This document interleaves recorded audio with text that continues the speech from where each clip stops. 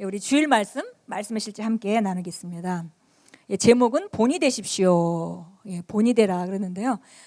영어 말씀의 실제 번역본에는 Light and Example, 그래서 빛과 본이 되십시오, 이런 표현으로 되어 있습니다. 자, 우리 요한복음 17장 18절 19절 우리 같이 읽겠습니다.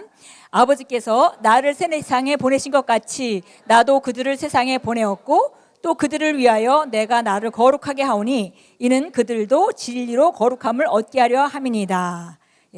아멘. 그래서 우리가 흔히 예전에 더 낮은 차원의 계시에 살 때는 예수님이 하신 일을 보면서 예수님이니까 그렇게 하셨지, 그리고 나랑은 좀 연관성이 없어 보이는, 물론 좋고 우리가 방향을 잡을 수 있지만 나랑은 좀 연관성이 없어 보이는 그런 생각들을 했습니다. 근데 우리가 하나님께서 우리를 거듭나게 하셔서 주신 삶이 어떤 것인지 계속 우리가 발견하면서 우리가 아는 것은, 하나님께서 예수님을 보내서 이 땅 안에서 사시게 하셨던 것과 같이 똑같이 우리를 자녀 삼으셔서 이 땅에서 예수님이 하시는 이 일을 연장해서 우리가 하길 원하신다는 걸 우리가 알고 우리가 매일매일 그것을 발견하고 있습니다.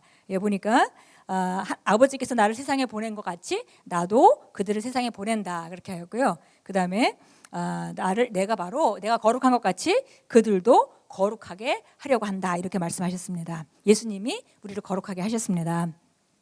우리 같이 읽겠습니다. 주 예수님께서는 제자들에게 말씀하셨습니다. 너희는 세상의 빛이라. 이것이 바로 우리의 정체성입니다. 우리는 세상의 빛입니다. 아시겠습니까? 빛은 방향을 보여줍니다. 그러므로 그리스도인인 우리는 세상 사람들처럼 살도록 되어 있지 않습니다. 우리는 빛으로서 이끌며 살아야 합니다. 잠시 우리 보겠습니다. 그래서 빛이다, 우리가 세상의 빛이다 라는 것은 성경을 통해서 우리가 잘 알고 있는데, 빛의 역할 중에 가장 중요한 것은 바로 빛이 비추면 우리가 어둠 가운데 걸을 필요가 없고 우리가 어디로 가야 되는지, 어떤 발걸음을 해야 되는지 정확히 아는 것이 바로 빛의 그 기능 중에서 가장 중요한 부분일 것입니다. 그래서 빛은 방향을 보여줍니다. 그래서 우리는 세상이 가는 길로 따라가는 자들이 아니라 오히려 우리가 바른 길의 감으로 본이 되고 빛이 되어서 다른 사람들에게 어떻게 사는 것이 마땅한 것인지를 보여주는 사람이다, 그렇습니다. 우리 마음을 열고 우리 그 심령으로부터 하나님의 말씀을 이렇게 붙잡겠습니다.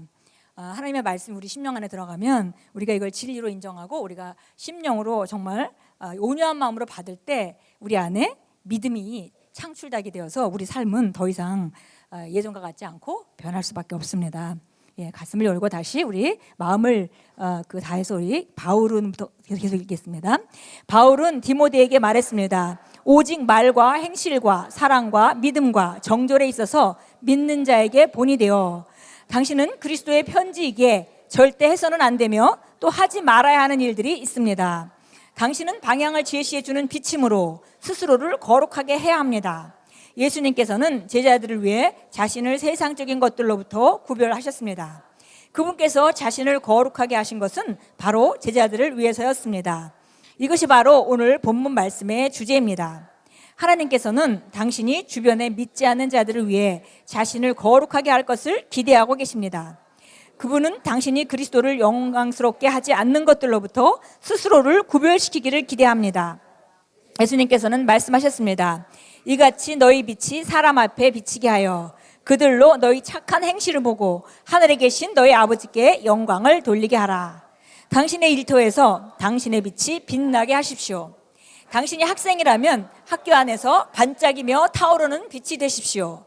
당신이 사업을 하든 정치를 하든 운동을 하든 당신의 빛이 환하게 빛나 사람들의 당신이 선한 일들을 보고 의의 욕구가 솟아나게 하십시오. 그리스도의 생명이 당신 안에서 그리고 당신으로부터 드러나게 하십시오. 예수님처럼 생각하고 말하고 행동하는 것이 당신의 목표가 되어야 합니다. 당신이 어디에 있든 무엇을 하든 본이 되십시오. 밝게 빛나는 빛이 되십시오. 주님의 이름에 영광을 돌려드리십시오.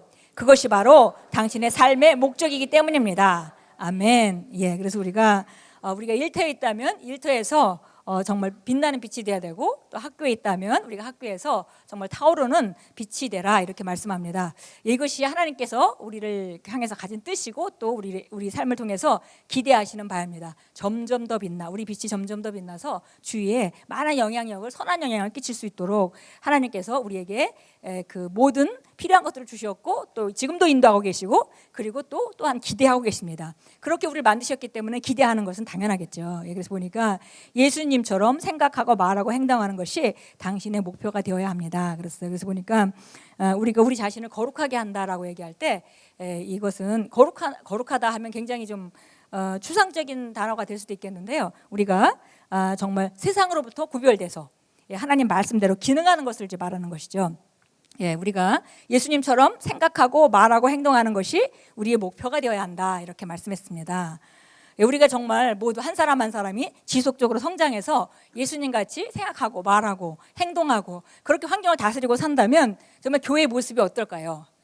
정말 세상에 많은 영향력을 미치는 그런 우리 교회가 될 것입니다. 그것이 아버지의 꿈이고 이것이 바로 그 거대한 하나님의 군사들이 일어나는 것이 하나님의 뜻이고 그것을 통해서 세상에 영향력을 끼치는 그런 강력한 교회가 되기를 아버지께서 원하십니다.